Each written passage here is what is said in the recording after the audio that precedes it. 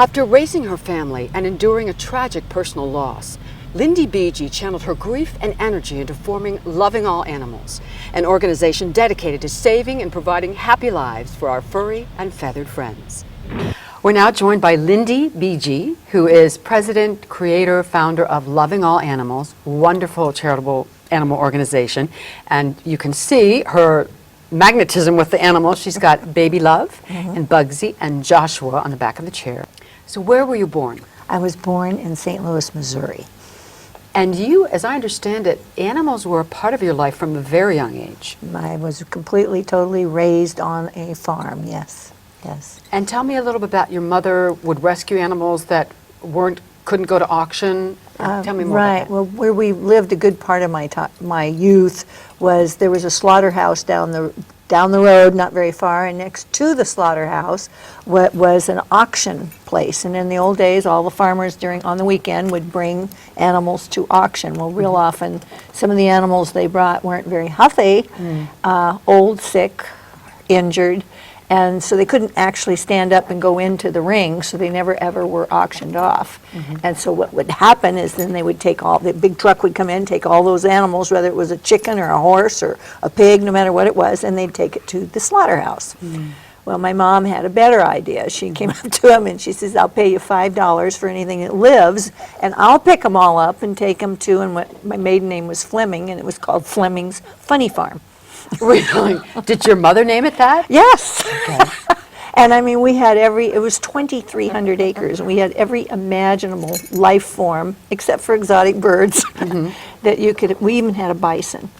And my mom was, and she was not really a vet, but she probably saved more animal lives than most vets do in their career. So you married, you had children, you raised your family, and now, so were animals not a part of your life at all at that point? I've always had animals, but there was a period of time where they were certainly not high on my priority. I ended up being a single mother of two, and I was single for 7 years. I mean, that period of time was kind of just surviving and taking care of the kids. Right. And then I ended up falling in love with a guy that had 5 children.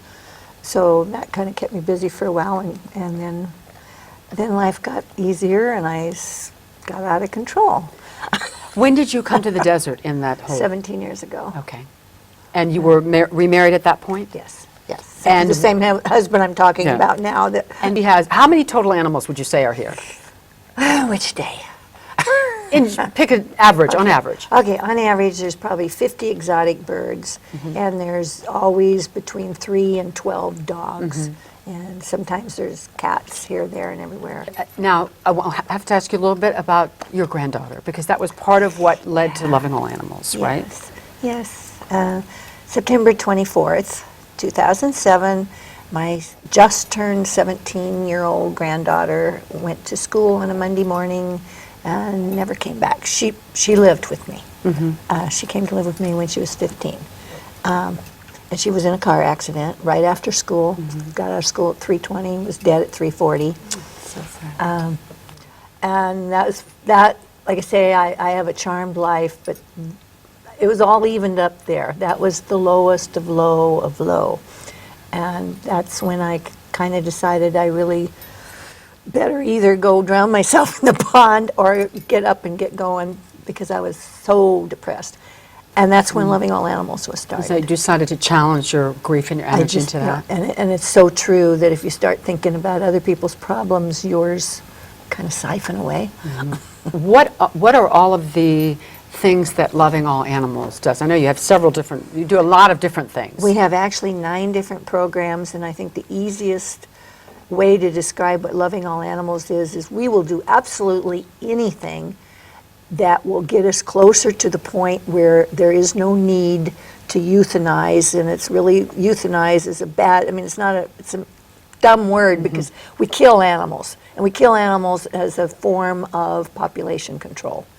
And so what Loving All, we do spay and neuter, we do trap, neuter, and return for cats. We have a huge adoption event once a year where we have 30 different shelters come together with over 500 animals for adoption. We have a limo that was donated to us, and we take that limo to we take people in the limo and take them to the shelters. Thanks, sweetie. Thanks, sweetie bud. So we do anything that works towards being a no-kill Coachella Valley. And that's who we are, and we're doing a great job. We're raising the bar on shelter animals. Instead of it being chic to say you have a $5,000 poodle, it's now chic to say, hey, I have this beautiful rescue dog. Right, exactly. And you also have therapy dogs. We have therapy dogs. In fact, this one is a certified dog, and there's one missing that's not here because he's out working his job. Yes. So it's people helping animals and animals helping people. It's a two-way street. Right. And naturally, these were all dogs that were lined up to die. This one, everybody could see she has no eyes. Poor thing. Yeah. See, I have absolutely no eyeballs. But she isn't focused on that. She's focused on all the love around her. So she doesn't see, but she sees everything. What gets you through the tough times, other than the animals? Do you have a philosophy of life, something that gets you through tough times? Yeah, the reason we do this is to see animals like this alive and happy, and it's even better when you see kids grinning from ear to ear and saying a name when they don't really ever talk, and they can know the dog's name or the bird's name, but they can't say hello, but they can say a name of an animal. Yeah, yeah. To see people adopt these animals and send us email after email and picture after picture of how this animal changed their life. Right. That's what keeps you going, because it takes, if people knew better, they'd do better, and the more we can spread the word about what the animals need. You know, our world has so many problems with no solutions. Yeah. Or the solutions are so controversial that it's terrible. With killing of animals, it's not controversial. She can't see you, silly. She can't, get up there. What have you learned from your animals, from all of this wonderful experience that you had? Love, unconditional, always there, love, and no matter what is happening this minute, something wonderful is going to happen the next minute. Yeah. What are you proudest of? My kids and my friends. It's kind of a standard answer, but I think it's just universal. And when I say my family, I include my animals. I'm proud. I'm proud that when I'm off this planet, that I think I will have made it a little bit better. I have jokes with people that tell me I'll never get into heaven because Rainbow Bridge will be so crowded with animals that I've saved. And it hasn't been me. It's been me and a whole bunch of wonderful people.